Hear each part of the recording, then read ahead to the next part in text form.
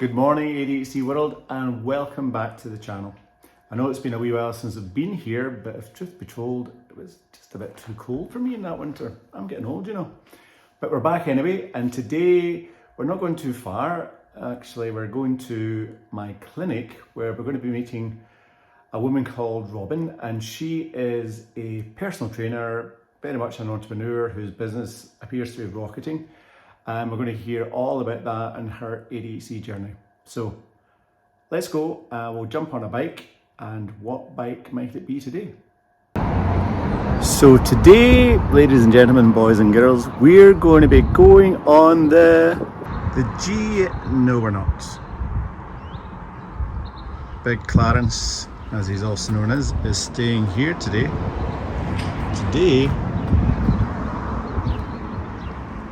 We're going to be going on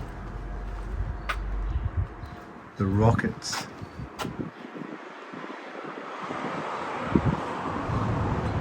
The Rocket 3 GT. An absolute beast of a bike, I'm sure you'll agree.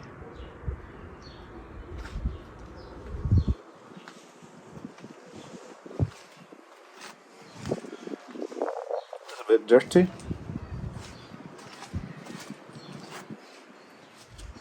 Amazing all the same.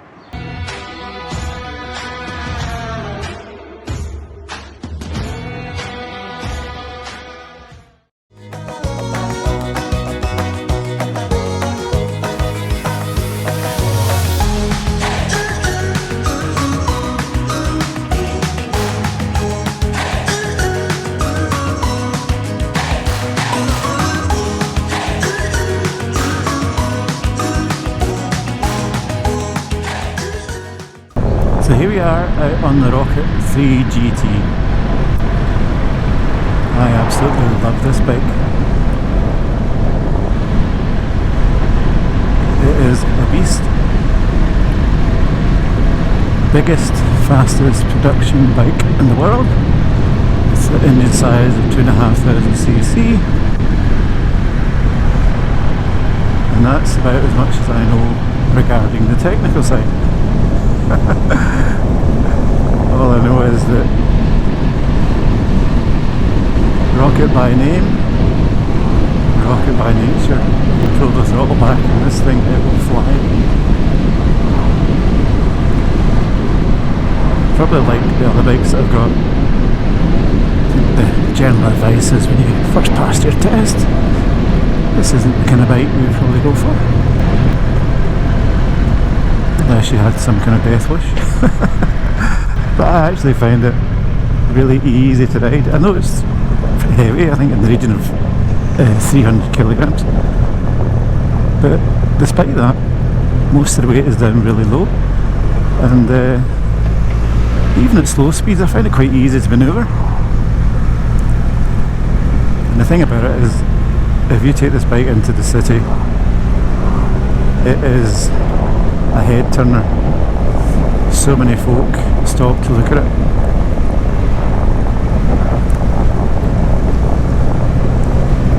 And they probably are also saying, what is it, an idiot like that doing on a bike like that? So today we're off to see or meet with a lady called Robyn, who is a personal trainer, and she has become very successful, I think, over a very short period of time. And we're going to talk about her journey in her business, how that's kind of rocketed. We'll also hear a bit about her ADHD journey as well.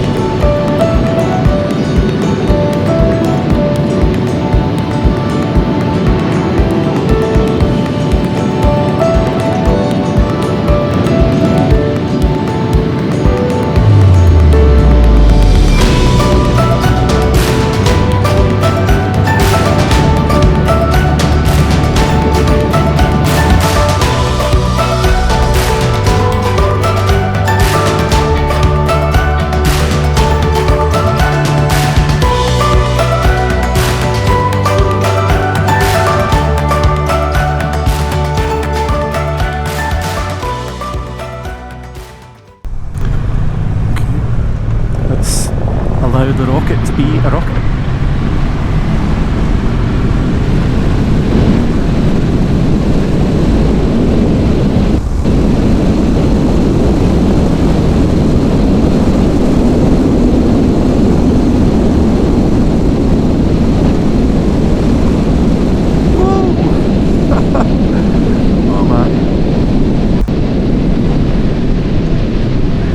Take your breath away a wee bit.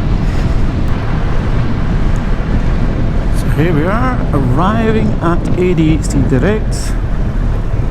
It's the rather ugly building on the left hand side with a very expensive logo on the window.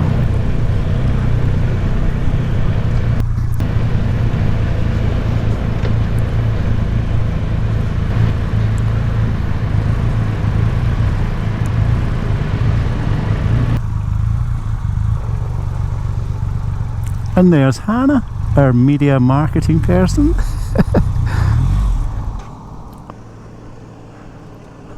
Bye, Rocket. Have a great day. Welcome to ADHD Direct. And here is Busy Hub. Morning, morning, morning, morning, morning. And there's the boss. Busy at work. Morning, boss. Let's go and get Robyn. Hi, Robyn. Come on through. Hi. Nice to meet you. How are you? Good, thanks. Thanks very much for coming along. Really excited to meet you today and hear a wee bit about your sort of journey from, you know, what you were doing beforehand, and then I think you into the world of personal training. And only in recent times you've thought about this thing about ADHD, and then you've been on another voyage of discovery. So I think first of all, hear a wee bit about what you were doing beforehand, before you did the personal training stuff, would be interesting. Absolutely. So I suppose I've been a qualified personal trainer for about 7 years, and really kind of previously before that, I guess, you know, I came out of school when we'd moved from Glasgow to Fife. I was in school for a very short period of time, and I left school with no real sense of direction in terms of like where I was going. So all I kind of did at that point was, you know, work in restaurants, and really just, you know, worked in restaurants, and that was really it, to be honest. And at that point I also tried to discover something to do, or I was just trying courses for the sake of it, and you know, I was going to college to study business when I had no real, well, I wish I'd done that. No. How many courses did you do that you Well, so the main thing I did was I went to college and studied business. That was the big thing because it was actually at college. So I did like little courses online, but like that was the big thing. And as I say, like, you know, I wish 8 or 9 years ago that I'd actually listened, because now obviously running a business, but yeah, so it literally was just working in restaurants, absolutely no sense of direction, you know, going through jobs all the time, working in every single restaurant you can imagine in Fife, and yeah, literally going into college with no real purpose and why I was even there in the first place. But just, you know, just to do something, or just to be somebody that was going to college or trying to find that purpose, but I hadn't, so yeah, so that was really all I was doing up until then. Did you just feel like you were kind of floating along? I'd say so. You know, it feels like that feeling of just existing, with real no sense of direction, I guess, definitely. Yeah, I would say so, 100%, yeah. And when did you first think about becoming a personal trainer? So there's a wee story about this. Now, when I moved to Fife, I did I went to a gym, signed up to a gym, and I was that person that just, you know, like would just go on the treadmill, ignore everything that was around me, and absolutely had no idea what I was doing. And you know, that's me as well. Everybody does it. Like everybody does it, you know. And you know, it's always the machine that faces the opposite way from everybody. It's comfortable. So I was that person, and actually it was 2013 I'd met my partner, who I'm still with, right. And he was very much into the gym, and it was him that took me along to his gym and really pushed me outside my comfort zone and took me to the scary weight area, the bit that everybody avoids. And I hated it. I absolutely hated it. I wanted to get out. I wanted to run away. It was actually horrific. But then it intrigued me because I was like, no, I want to learn about this. Like, I want to know. I don't want to be the person that just avoids it. I want to actually no, I don't want to be defeated by that.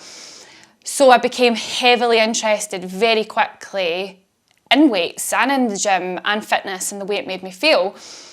So I think it all really spiraled from, Liam really pushing me to step foot in that environment and really pushing me outside that comfort zone. And I think... Were you worried at all that it might be similar to other sort of fads where it becomes all consuming really quickly and then it fades away, or were you quite clear that this was something that actually could be for you? I think it was very clear that this was not in terms of like employment at that point, but in terms of like an interest of mine. I guess going right back until like when I was a really, really young kid, like I did fencing from the age of 4.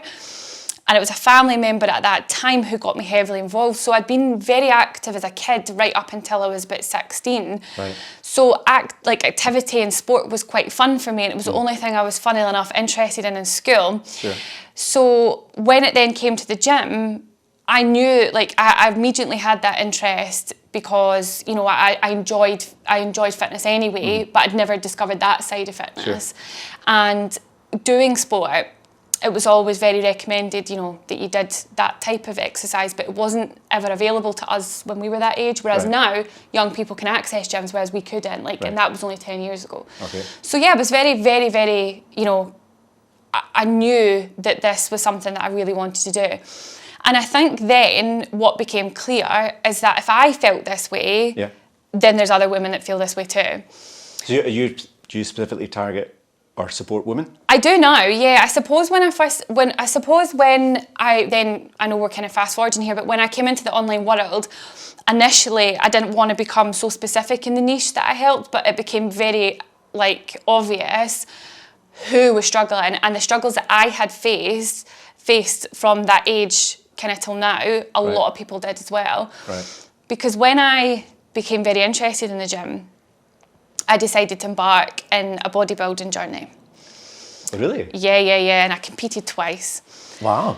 This is where my struggles came from to now help other people. So I was very naive. I think I was only 17 at this point, 17, 18. And Instagram now was just a thing. Like, it wasn't really, it was not a massive thing back then. And I say back then, it was only 9 years ago. Not that old, but 9 years ago is still a long time ago. Of course. And I seen these females online, and I was so influenced by that. But they were really, really lean, really thin. They had really great bodies, and I was like, if I do bodybuilding, then I can look like that. And that's not why people do bodybuilding. But for me, I thought, well, this is a quick route out of here, and I could just lose all this body fat, and it'll solve my problems. Yeah. And in that 2 years, it created massive problems, from disordered eating patterns to body image problems to really, really those two things. Mm-hmm. So because of that, those experiences at that time was horrendous. But actually, it now allows me to relate to women who have experienced fad diets, have disordered eating patterns, and how to overcome that. Yeah. Do you think there's a lot of unhelpful misinformation out there that influences folk? Oh, 100%. I suppose, looking back, I was heavily influenced by social media, and that was then. Now it's even worse. And I guess we can use social media to advantage. It does have its strengths, but there is a lot of misinformation out there. I also find as well that, that information, a lot of people sell it as a kind of marketing way, to bring in business, or, they're constantly selling fads, or, basically that it's as a means of having a business by selling lies, or that type of thing. And I think, and I know we'll probably talk about it, but the reason I started this online thing was never to be a business, and it ended up being a business. And that's the really interesting thing about it. Yeah. So because I know that I don't work with an agenda and I've got nothing to hide, it's amazing. Whereas people are the opposite, they sell something that isn't true. And I think that's a really interesting point. And I wonder, because it's maybe grown more organically for you, and so you've kind of almost kind of metamorphosize into who you 100%, are. yeah. I wonder how you would have felt about it if you were just saying, right, I'm going to set up a business here. Do you think that would have been more overwhelming for you? I would have never done it. No way, absolutely not. If someone had told me 2 years ago that I would be an online trainer or like an online coach, so you kind of have a lot of online coaching services that are like personal training. Yeah. When I worked in the gym, so I worked in the gym 5 years prior to that point, I would have looked up to these people as like, wow, they're so knowledgeable, they are like amazing, I could never be like that. Yeah. And then to even have an online business, I would just laugh straight in your face and be like, absolutely no way. But that was a massive confidence problem or a massive self-esteem problem. So like, no way. If someone said to me, like, start a business tomorrow, I'd be like, no. I have helped thousands of women just like you achieve their health and wellbeing goals through realistic food advice and fun and enjoyable exercise. The best thing about being part of Robyn Fitness is the incredibly encouraging and positive community. I look forward to seeing you there and to be part of this amazing family. So there you have it, that was Robyn. Unfortunately, we had an issue again with the cameras. And this time, unbeknown to me, the Canon M6 and the Canon M50, whilst they're great at recording, they only record for 30 minutes and then they cut out.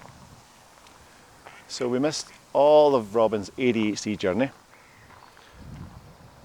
But suffice to say, in that front, she is doing well and definitely moving in the right direction.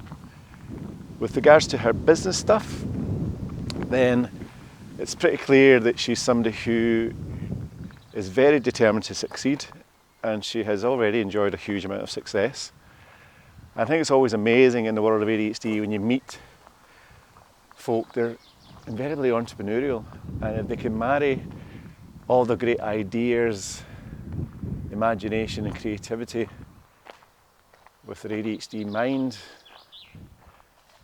then they achieve huge success. So that's the end of today's show. I hope you liked the content. If you did, then please click the like button, and if you'd like further content, then please subscribe to the channel. So until the next time, bye for now.